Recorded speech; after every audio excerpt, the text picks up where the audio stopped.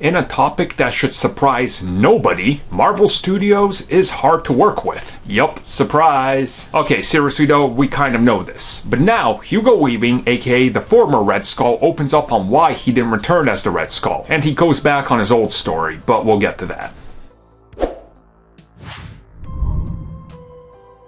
So Hugo Weaving was recently in an interview, which is linked down below. He talks a little bit about Matrix 4, and he says he won't be appearing in that. But then it's brought up, why did you not return as the Red Skull? And here's what he had to say. I loved playing the character Red Skull. It was a lot of fun.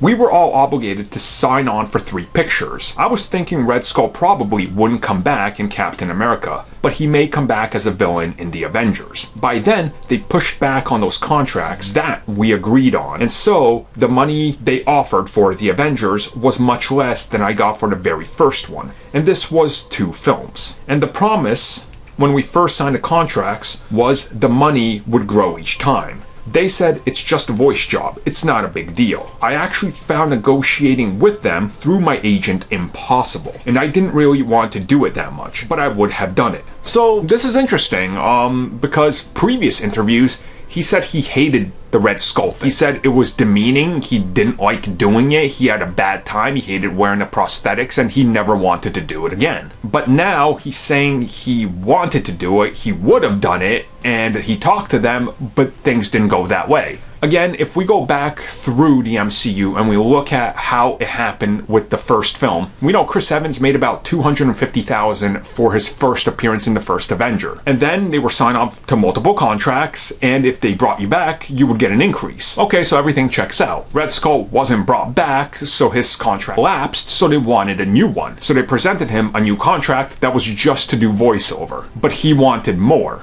So there's no way that they were going to give him, let's say, $1 million to do, what, 4 lines as the Red Skull per film? I mean, that just wasn't going to happen. So I think the stories here are a little conflicted between all sides and all parties. Realistically, though, I would have liked to see him come back. But then again, the version of the Red Skull we got was so different. And I think the guy that voiced him did such a great job and the CG was great that, honestly, I don't even care. I would have liked to see Hugo Weaving because Red Skull is one of my favorite villains, but again, I think everything worked out in the end, and there was no way they were going to show out multiple millions of dollars for like 2 minutes of recording studio time. That just doesn't happen.